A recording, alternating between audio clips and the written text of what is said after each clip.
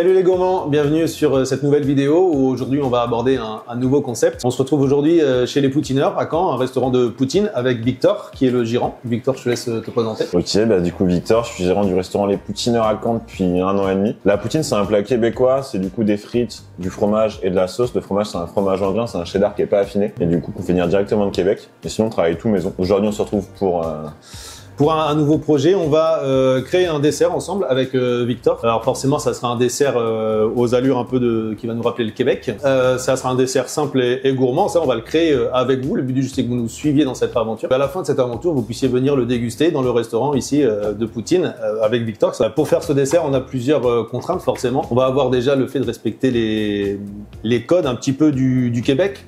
On en a parlé déjà un petit peu l'autre jour, Victor, les desserts un peu québécois. On a dit que c'était des desserts qui ressemblaient un petit peu aux desserts normands. Dessert normand, ouais, carrément. En gros, l'idée, c'est que le dessert québécois, donc le Québec, beaucoup de Normands, en fait, au niveau de la population québécoise, en fait, d'origine, quand il y a eu l'immigration, c'était beaucoup de Normands. Donc, plein de desserts qui s'en rapprochent. Des desserts qui sont pas forcément ultra élaborés, donc pas mal de produits assez bruts et très peu d'ingrédients, mais agressé par des Québécois qui vont regarder la vidéo. T'sais.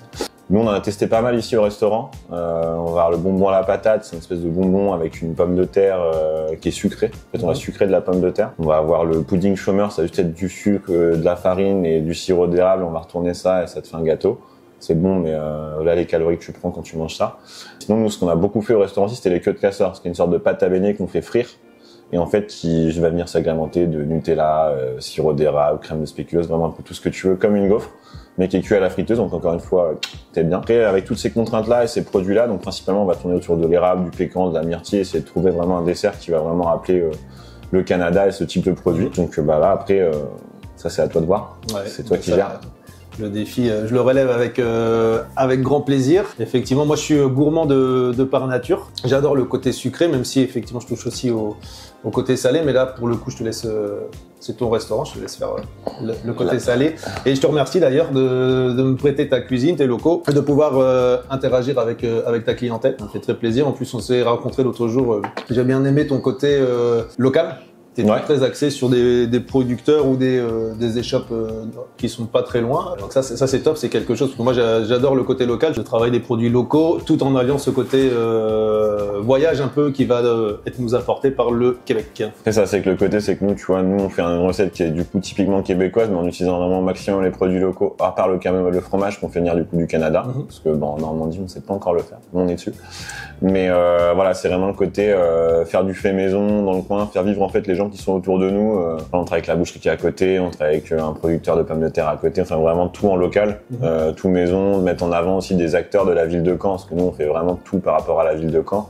Donc faire des collaborations tous les mois du coup avec des acteurs cannés et créer des recettes à chaque fois où on va mettre en avant d'autres produits, essayer de suivre la saison au maximum. Et donc ça c'est vraiment quelque chose qu'on adore faire et qui nous prend pas mal de temps mais qui fait plaisir. Et donc là voilà, ça va être vraiment de réussir à créer le dessert. Je sais pas si toi déjà t'as des idées. Ouais, on en a parlé un petit peu, mais on n'est pas revenu sur cette partie-là. Non, mais j'aimerais bien faire un dessert à base avec de la noix de pécan forcément. Et le côté bonbon, pomme de terre sucrée, ça m'a interpellé. Ouais.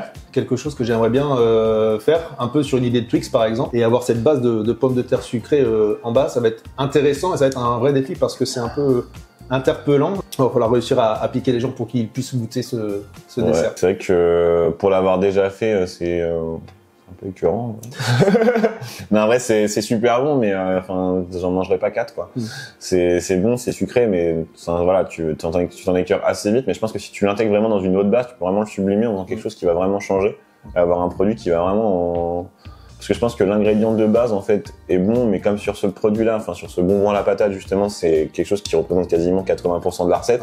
Tu t'en écœures rapidement. Alors si tu viens l'intégrer, mais qui représente moins un pourcentage plus faible dans la recette, ça va vraiment être quelque chose d'intéressant. Et moi, dans les marqueurs que tu nous as dit tout à l'heure, la noix de pécan et aussi le sirop d'érable, qui est vraiment un produit aussi très fort du Québec, qui est intéressant aussi à travailler parce qu'on a ce côté sucré, mais qui ramène aussi un peu de goût, qui rappelle ou qui peut être exhausté par un peu la cannelle. Ouais. Et où on va essayer de ramener le maximum de gourmandise sur ce dessert. Parfait. Alors la noix de pécan, j'ai beaucoup utilisé, le sirop d'érable un peu moins, mais la noix de pécan par exemple, j'aimais bien faire la torréfier un petit peu au four et ensuite venir l'enrober avec du sucre et enfin faire un sirop, on va venir l'enrober avec du sucre et la repasser au four derrière pour que ça vienne caraméliser et avoir des noix de pécan caramel ensuite qui se mangent toutes seules, qui sont très très gourmandes. Et ça justement, cette façon de travailler la noix de pécan, on pourrait l'ajouter dans notre base de biscuits pommes de terre sucrées. On raconte la vraie version. Non, faut qu'on fasse du mytho là.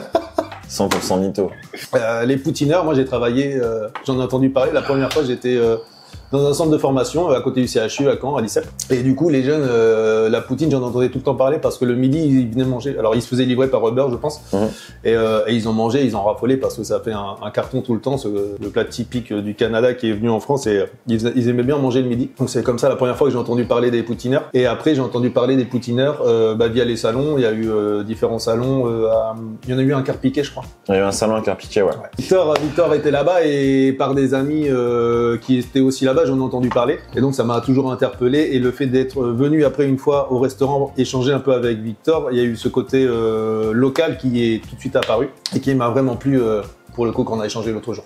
Moi, je dis oui à tout le monde. Moi. Tu sais, le mec.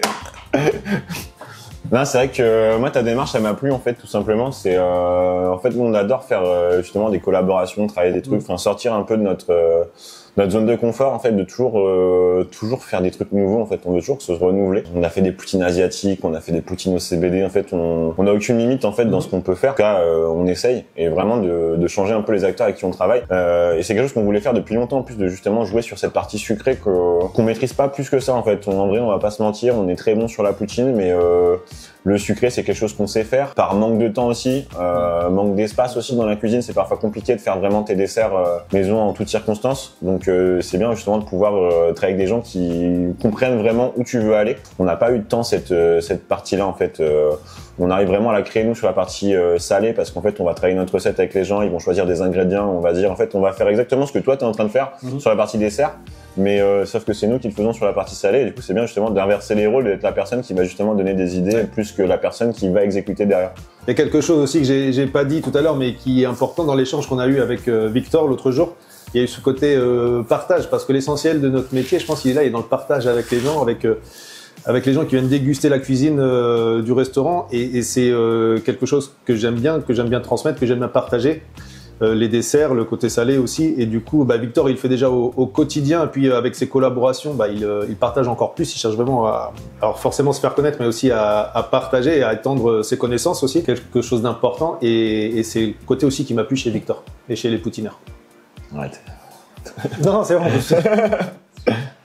Toute une partie recherche qui va être importante et intéressante, parce qu'il faut que ça soit avant tout bon, mais aussi faut que ça corresponde aux contraintes du métier qui sont que ça soit facile à faire malgré tout et qu'on puisse le conserver. Par exemple, si je propose un truc à Victor mais il faut qu'il rajoute un frigo pour le conserver, ça va être compliqué à mettre en place. Un point de vue important dans le métier aussi, c'est le coût matière.